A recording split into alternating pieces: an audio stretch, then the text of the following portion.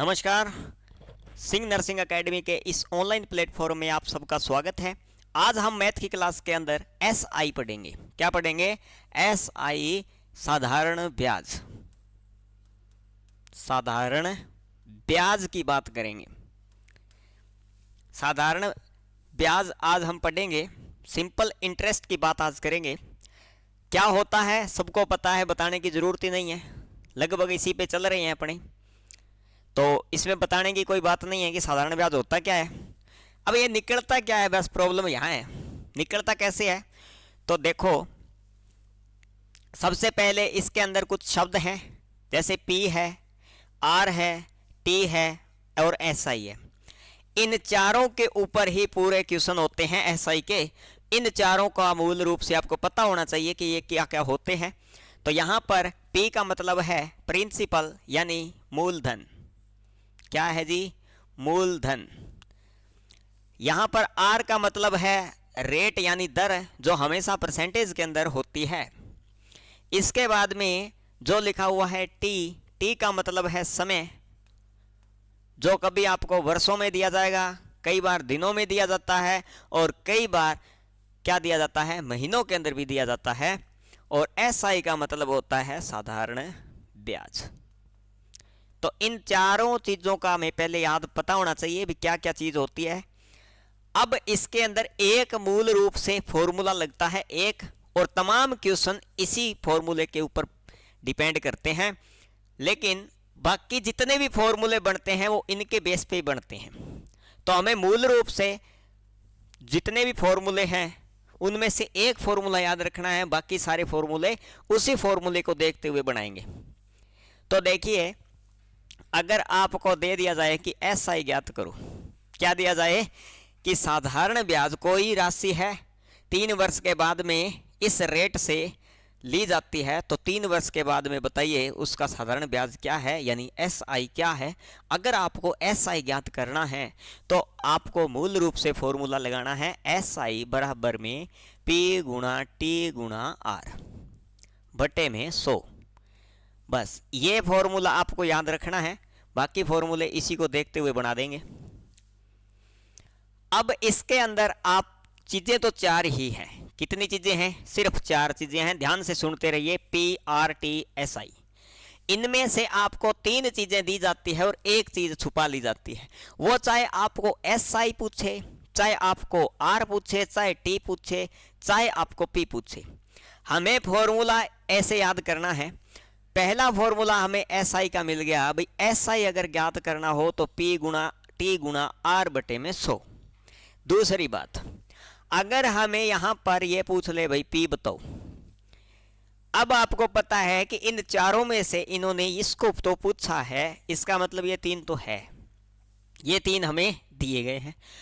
अब हम क्या करेंगे, एसआई को हमेशा ऊपर रखोगे जब एसआई प्रश्न के अंदर दिया जाता है।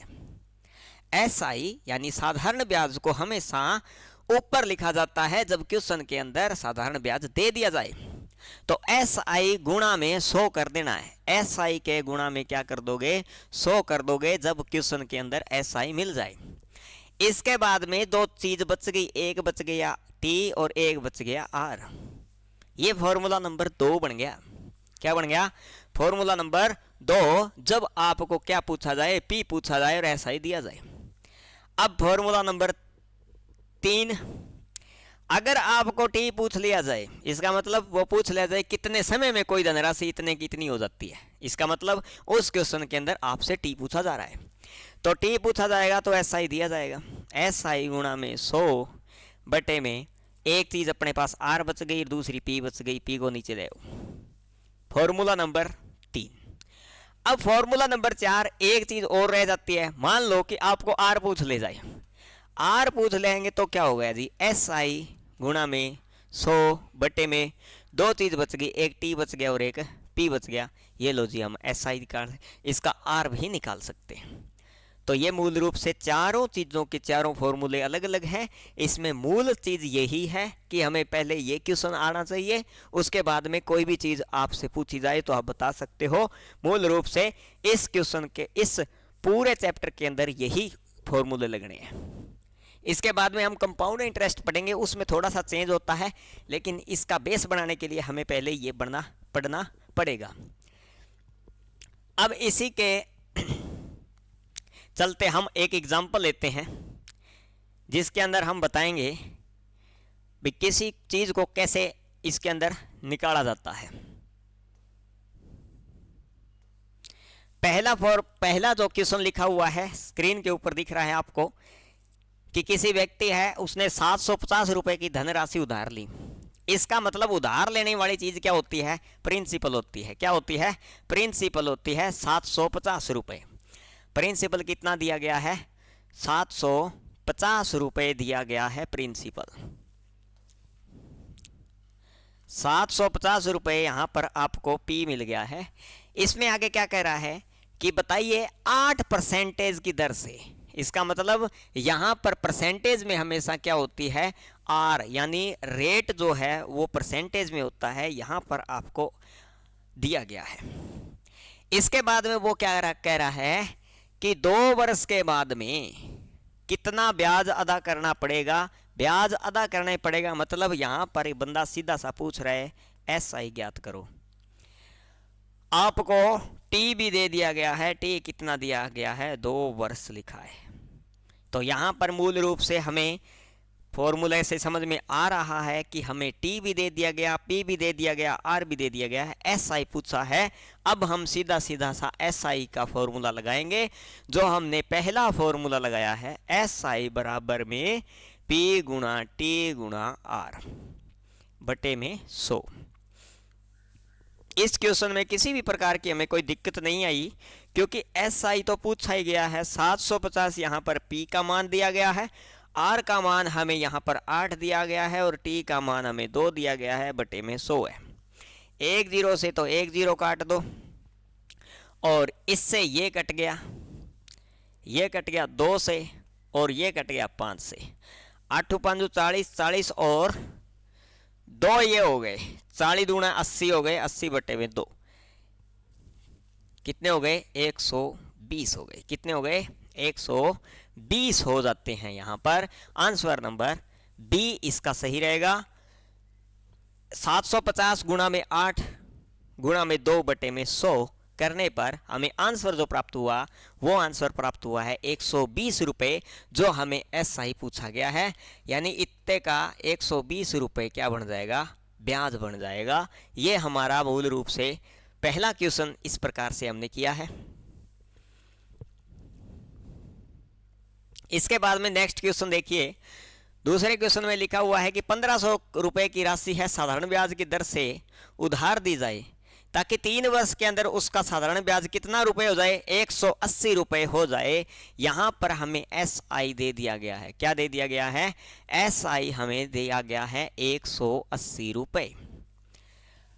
अब हमें मूलधन भी दिया गया है। पहली लाइन में 1500 रुपए लिखा गया है, वो हमारा क्या है? प्रिंसिपल है, वो हमें मूलधन की बात कर रहा है।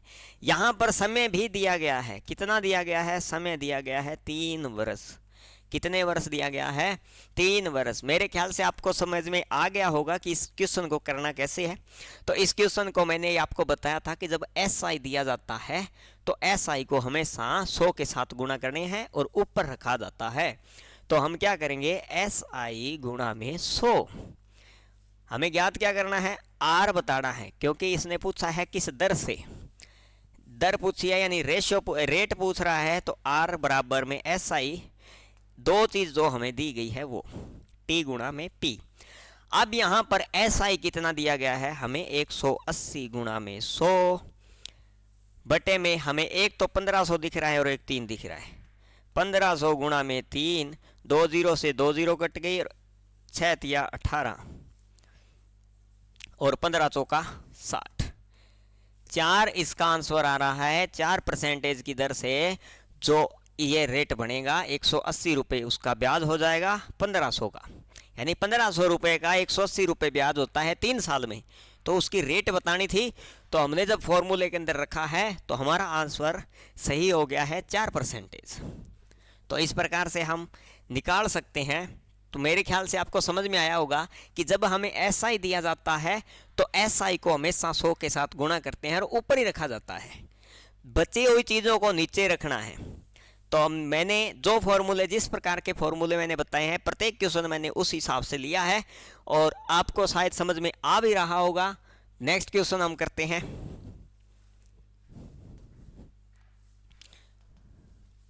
चंचल ने 1800 रुपए की राशि 5 वर्ष की दर से उधार दी, 5% की दर से उधार दी, तो बताइए वह कितने समय के अंदर 2160 रुपए हो जाएगी। यहां पर हमें क्या पूछा गया है, पहले क्वेश्चन के अंदर हमें मूलधन पूछा गया, दूसरे क्वेश्चन के अंदर हमें एसआई को पूछ लिया गया है, और तीसरे क्वेश्चन में हमें अब यहां पर टाइम पूछा गया है। क्या पूछा गया है? टाइम पूछा गया है, क्योंकि क्वेश्चन में लिखा क्या गया है, उधार दी जाती है, तो बताइए कितने समय में। इसका मतलब यहां पर हमें टी ज्ञात करना है। तो इसको ज्ञात कैसे करना है भाई, हमें दिया क्या क्या है, पहले तो ये देख लो, 1800 रुपए की राशि, इसका मतलब राशि मूलधन है, प्रिंसिपल 1800 रुपए। अब हमें आर भी दिया गया है, परसेंटेज में होता है आर हमेशा, तो परसेंटेज में हमने लिख दिया 5%। कितने समय में बताया गया है, समय में बताया गया है, इसका मतलब यहां पर टी हमें क्या है, पूछा गया है। परंतु इस व्यक्ति ने एक क्वेश्चन के अंदर एक लाइन और डाली है, ये कहता है 2160 रुपए हो जाता है। क्या हो जाता है?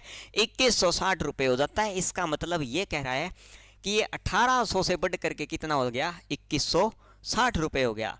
इसका मतलब 1800 मूलधन है और 2160 हो जाता है, यानी डिफरेंस कितने का हो गया, 360 का। कितने का? 360 रुपए का डिफरेंस आ रहा है। इसका मतलब ये वाला ऐसा ही दे दिया इसने, यानी हम मिश्र धन से क्या निकाल रहे हैं, मिश्र धन से हम मूलधन को निकाल देंगे तो हमें क्या मिलेगा, हमें ब्याज मिल गया। तो हम 1800 में से माइनस 2160 करेंगे तो 360 रुपए हमें क्या मिलता है, एसआई, जो इसने दे दिया। एसआई कितना आ गया, 360 रुपए। अब क्वेश्चन में कुछ रहा ही नहीं है, हम अब सोल्व कर सकते हैं। आप करने की कोशिश करो।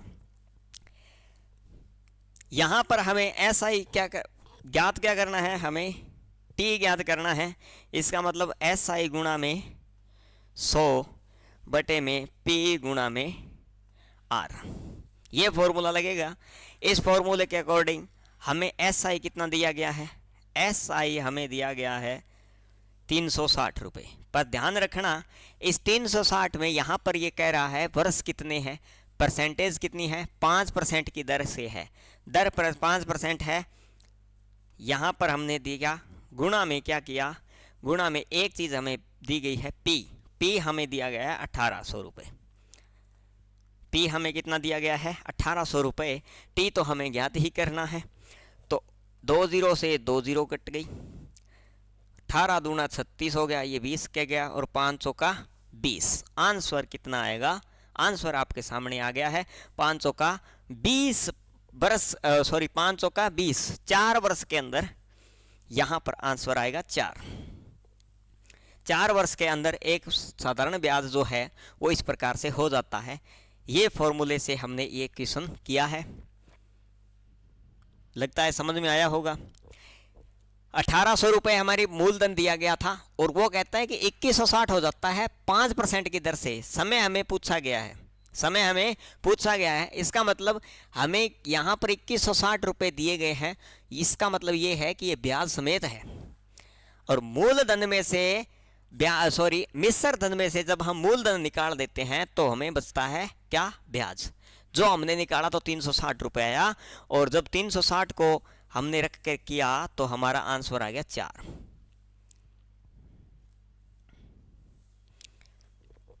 चलिए नेक्स्ट क्वेश्चन की ओर बढ़ते हैं। कोई राशि 8 वर्ष की दर से कितने समय में तिगुनी हो जाएगी, कितनी हो जाएगी, तिगुनी। अब यहां पर थोड़ा सा चेंज हो गया है। इस प्रकार के क्वेश्चनों के अंदर 2 गुनी, 2 गुनी, 4 गुनी, 5 गुनी जब भी होता है तो इसका फॉर्मूला थोड़ा सा अलग होगा। यहाँ पर क्या कह रहा है कि कितनी गुनी हो रही है, 2 गुनी हो रही है। कितनी गुनी, 2 गुनी हो रही है। ध्यान रखना, इसके फॉर्मूले के चक्कर में नहीं पड़ना है। यहाँ पर जितनी गुनी लिखी होती है, यहाँ पर जितनी गुनी लिखी होती है उसमें से एक माइनस कर दिया जाता है। तिगुनी कहा है, इसका मतलब हम दुगुनी लेंगे। चौगुनी कहा है, इसका मतलब हम तिगुनी लेंगे। 5 गुनी कहा है, इसका मतलब हम 4 गुनी ही लेंगे। इसका मतलब समझ रहे हो कि जितने गुनी कहा है उसमें से एक माइनस करके लिखना है, और बटा में हमें जो परसेंटेज वैल्यू दी गई है वो लिखनी है। यहां पर लिखा है हमने 8%, सॉरी 2/8, गुणा में हमेशा क्या रखना है, 100 रखना है, क्योंकि ये परसेंटेज में वैल्यू दी गई है और जो रेट दी जाती है वो परसेंटेज में होती है, इसलिए 100 आता है। तो अब 100 दिक्कत ही नहीं है, इससे ये कट गया 4 और 25। आंसर नंबर बी इसका सही आंसर है। 25 वर्ष के अंदर वो राशि क्या हो जाएगी, तिगुनी हो जाएगी। तो अब मेरे हिसाब से आपको ये समझ में आया होगा कि इसमें फॉर्मूले की जरूरत हमें नहीं है। ध्यान रखना, जब भी ऐसा क्वेश्चन आता है दुगुनी या तिगुनी होता है, उसमें जितने गुनी कहा है उसमें से एक माइनस कर देना है। क्या कर देना है, एक माइनस। जैसे हमने अभी किया, इसने कहा है तिगुनी है, तिगुनी का मतलब 3 में से एक माइनस करेंगे तो 2 रह गए। परसेंटेज वैल्यू कितनी दी गई है, 8, गुणा में 100, क्योंकि हम हमेशा 100 से करेंगे तो ये कटेगा तो 25% है, 25 वर्ष आएगा। यहाँ पर वर्ष में पूछा गया है। अब कई बार क्वेश्चन के अंदर दो चीज दी जाती है कि कोई धनराशि 2 गुनी हो जाती है, उतनी समय में 5 गुनी हो जाती है, तो वहां पर 2 गुनी और 5 गुनी दो चीज आ गई है, उसमें थोड़ा सा चेंज हम करेंगे। पहला क्वेश्चन हमने ये किया है जिसके अंदर जब भी दुगुनी तिगुनी दिया जाता है तो एक चीज को माइनस कर देना है, यानी एक को माइनस करके ही लिखा जाएगा। देखते हैं आगे क्वेश्चन ऐसा आता है जिसके अंदर दो चीज दी जाए। कोई धनराशि 5 वर्ष में दुगुनी हो जाती है, तो बताओ वो कितनी वर्ष में चौगुनी हो जाएगी। यहां पर क्वेश्चन चेंज हो गया। अब यहां पर दो चीज बता दी गई है कि 5 वर्ष दिया गया है, इसमें एक राशि कितनी गुनी हो जाती है, चौगुनी हो जाती है, और एक में दुगुनी हो जाती है। एक चौगुनी हो जाती है और एक दुगुनी हो जाती है। अब ध्यान रखना, जो अंतिम वैल्यू दी गई है, यहां पर अंतिम वैल्यू दी गई है चौगुनी, उसको हमेशा ऊपर रखो। क्या करना है, जो अंतिम वैल्यू दी गई है उसको हमेशा ऊपर रखना है। किसको ऊपर रखना है, इस चीज को ऊपर रखना है। चौगुनी दिया गया है, इसका मतलब 4 माइनस 1 बटे में पहले क्या दिया गया है, दुगनी दी गई है, तो 2 माइनस 1। समझ में आ रही होगी बात आपको। पहली राशि हमें यहां से लेनी है, अंतिम में जो दिया गया है वो ऊपर लिखना है, और जो पहले दिया गया है वो नीचे लिखना है, उल्टा कर देना। अब 4 में से 1 गया तो 3, और 2 में से 1 गया तो 1। गुणा में क्या आएगा, गुणा में जो टाइम आपको दिया गया है वही आएगा। गुणा में आ गया 5, और 5 दिया 15, 15 एकम 15, बस बात खत्म। तो यहां पर आंसर नंबर बी, 15 वर्ष के अंदर वो दुगुनी हो जाएगी। मेरे ख्याल से आपको समझ में आई होगी बात। इस क्वेश्चन के अंदर दो चीज दी गई है, एक में पूछा गया है दुगनी और एक में पूछा गया है चौगुनी। अब जो चौगुनी है वो अंतिम है, अंतिम को ऊपर लिखना है, और जो पहले दी गई है उसको नीचे रखना है, और माइनस 1 करना है दोनों में से। पहले में से माइनस हमने किया चौगुनी में से, यानी 4 गुनी, तो मतलब 1 माइनस करना है, तो 3 बच गए। अब दोबारा उसने पहला और पूछ रखा है तो 2 गुनी, तो इसका मतलब क्या करना है, 2 में से 1 गया तो 1 बच गया। गुणा में हमें एक वैल्यू दी गई है 5, और हम इसके साथ करेंगे तो 15 आएगा। 5 दिया 15, और 15 को 1 से किया तो 15, तो 15 वर्ष के अंदर ये दुगनी आएगी। मेरे को लगता है कि आपको समझ में आई होगी बात। इस प्रकार से क्वेश्चन आप कर सकते हैं।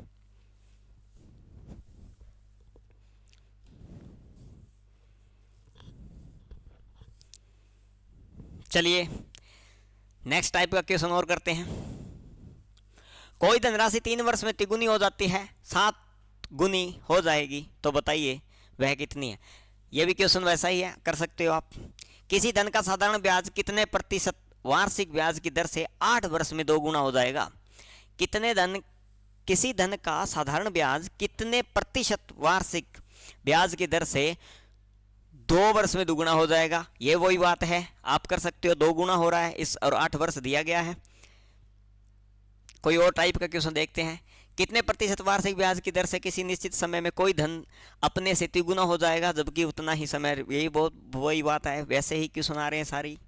अगर दर व समय का संख्यात्मक मान बराबर हो, ये टॉपिक हम पढ़ेंगे। अभी देखो ये क्वेश्चन करेंगे पहले हम। 8,000 रुपए की साधारण ब्याज की दर से उधार दी गई, परंतु ब्याज की शर्तें इस प्रकार थी कि पहले 3 वर्ष दर 3 वर्ष 5% की, अगले 5 वर्ष में 4% की, और उससे अधिक वर्षों के लिए 3 वर्ष 3% की दर से बताए। इस प्रकार के क्वेश्चनों के लिए मैं आपको एक फॉर्मूला बताता हूं, उसमें ध्यान रखना कि इसके अंदर अलग अलग समय के लिए अलग अलग दरें दी जा रही है। ये क्वेश्चन सिंपल सा दिया गया है, लेकिन इस क्वेश्चन के अंदर हमें पूछा क्या गया है वो ध्यान रखना। एक तरफ आप यहां पर लिखोगे परसेंटेज और एक तरफ लिखोगे समय। एक तरफ लिखोगे परसेंटेज, एक तरफ लिखोगे समय, यानी परसेंटेज का मतलब यहां पे दर और एक लिखोगे समय। मूलधन आपको पता है 8,000 रुपए दिया गया है, तो शर्त क्या है उसकी कि पहले 3 वर्ष में 5 की दर से, कितने वर्षों में 3 वर्ष 5%। परसेंटेज वैल्यू इधर आ रही है, समय इधर आ रहा है, ध्यान दीजिएगा। इसके बाद में अगले 5 वर्षों के लिए 5 वर्ष और 4%। इसके बाद में उससे अधिक वर्षों के लिए 3% की दर रहेगी। दर कितनी रहेगी? 3, लेकिन यहाँ पर कोई वैल्यू नहीं दी गई है। अंतिम में बताया गया कि 10 वर्ष, टोटल कितने वर्ष बताया गया है? 10 वर्ष बताया गया है कि 10 वर्षों के बाद साधारण ब्याज क्या होगा। तो यहाँ पर हमें 10 करने हैं, समय कितना करना है? 10 करना है। तो 3 और 5 8, 2 और जोड़ोगे तो 10 हो जाएगा। इसका मतलब ये 10 वर्षों का ब्याज है।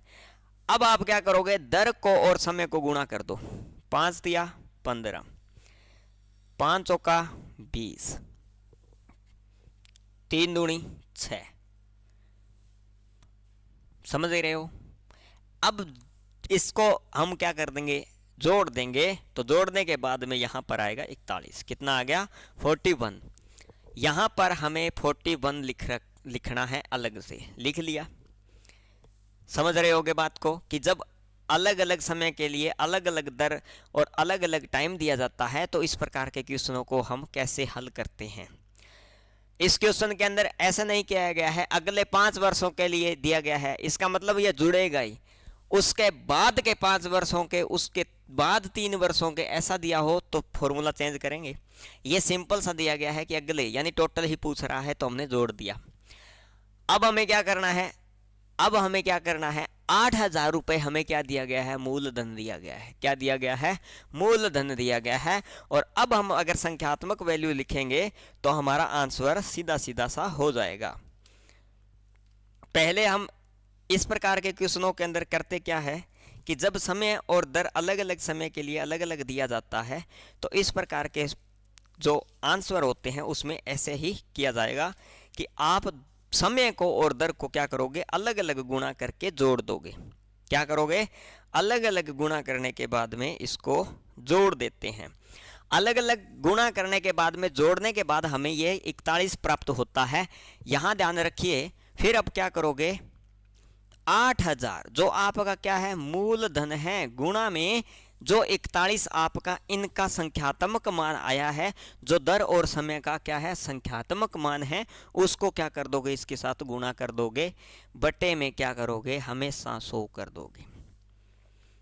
समझ रहे हो बात को? हमेशा 100 कर दोगे। 2 0 से 2 0 कट गई। 80 को जब इसके साथ गुणा करेंगे, 80 को 41 के साथ गुणा करेंगे तो आंसर आएगा आपका 3280। कितना आएगा? 3280। 8 चौका 32 आएगा ना। 8 चौका 32 और 80 अंत में आएगा तो 3280 इसका क्या रहेगा? आंसर रहेगा। जब हम 80 को 41 के साथ गुणा करेंगे तो इस प्रकार के क्वेश्चनों को हम ऐसे हल कर सकते हैं। एक बार फिर से देख लीजिए कि जब संख्यात्मक वैल्यू इस प्रकार से दी जाती है तो कैसे किया जाता है। अलग अलग समय के लिए अलग अलग दर दी जाए तो हमें कैसे आंसर निकालना होता है। हमने क्या किया है पहले ध्यान रखना। दर अलग लिख लो, समय अलग लिख लो। अब इसने यहाँ पर 2 ही समय दिया था, लेकिन अंतिम रूप में ये कहता है कि 10 वर्ष के बाद में, इसका मतलब वर्षों का संख्यात्मक वैल्यू 10 होनी चाहिए। जो हमारे पास 3 और 5 8 ही थी और हमने 2 और जोड़ दिए क्योंकि 10 में से 2 कम पड़ रहे थे तो 2 जोड़े तो कितने हो गए? 10 हुए। अब हमने आपस में इनको क्या कर दिया, गुणा कर दिया, क्योंकि जब साधारण ब्याज निकालते हैं तब हम यही देखते हैं हर बार समय और दर का क्या हो रहा है, गुणा हो रहा है।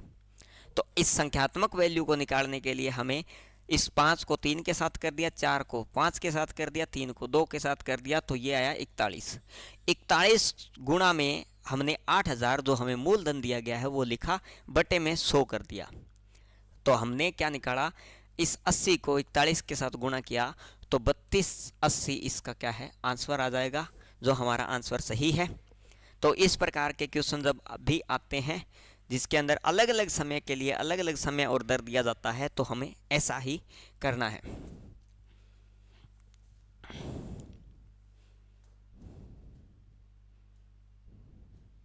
ये वैसा ही क्वेश्चन आ रहा है, फिर भी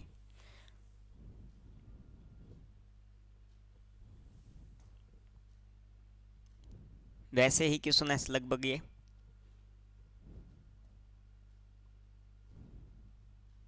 हाँ जी, नेक्स्ट क्वेश्चन थोड़ा सा चेंज हो गया है।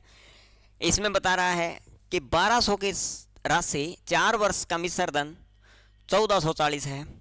यदि ब्याज की दर 3 वृद्धि हो जाए, यानी ब्याज की दर पहले कोई थी, हमें नहीं बताया गया है, लेकिन ये कहता है कि बढ़ा दी जाए, 3% और वृद्धि कर दी जाए, तो बताइए मिश्र धन क्या होगा।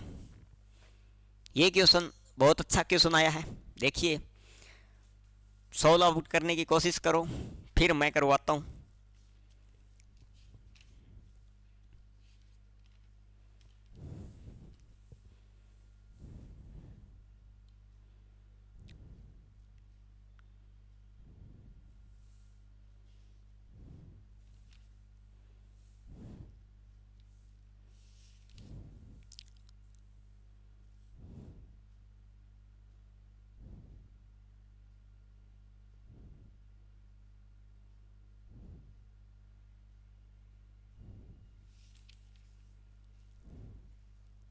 इस क्वेश्चन को करने के 3-4 तरीके हैं, आपको जो आता है उसे कर सकते हो।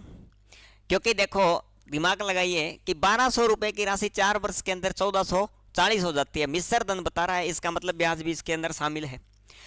अब आप क्या करोगे, 1440 में से 1200 घटाओगे तो 240 बच गए। कितने बच गए, 240 बच गए, जो 4 वर्ष का ब्याज है। इसका मतलब रेट आपको निकालनी है तो आप निकाल सकते हो, पहले ये रेट निकाल के देख लो। उसके बाद में वो कहता 3% बढ़ा दी जाए, जो दर आएगी उसमें 3% और बढ़ा दो। तो हमें क्या करना है, सीधा सीधा फॉर्मूला। और एक फॉर्मूला ऐसे भी निकलता है जिससे डायरेक्टली क्वेश्चन का आंसर ही आ सकता है, 2 बार नहीं निकालना है। एक तो तरीका मैंने आपको बता दिया कि पूरा इस क्वेश्चन को खोलने का तरीका क्या है, कि 1200 रुपये है, 4 वर्ष दिए गए हैं, इसका मिश्र धन हमारे पास 1440 रुपये आ जाता है। इसका मतलब 4 वर्ष में डिफरेंस आ गया 240 रुपये का। 4 वर्ष के अंदर डिफरेंस 240 रुपये का आ रहा है। ठीक है, अब 4 वर्ष में 240 का आ रहा है तो 1 वर्ष में कितना का आएगा, तो आप क्या करोगे, इसके साथ गुणा करोगे। इसके साथ गुणा करोगे तो 6 चौका 24, 60। 1 वर्ष के अंदर कितने रुपए का प्रॉफिट हो रहा है, 60 रुपये का प्रॉफिट हो रहा है। 2 वर्ष का निकालोगे, 4 वर्ष निकालोगे तो अपने आप आंसर आ जाएगा। तो ये भी तो तरीका होता है इस क्वेश्चन का निकालने का। तो मैंने आपको तरीका बता दिया है, अगर अब आपके दिमाग में भी आ रहा है फिर भी कर सकते हो, नहीं तो फिर फार्मूला लास्ट में मैंने एक ही तरीके से बताना है जो आंसर निकाल के छोड़ देगा।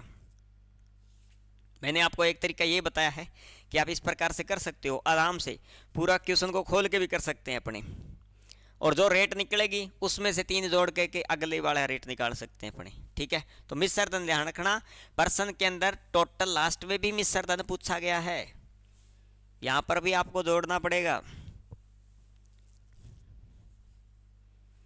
करने की कोशिश करो।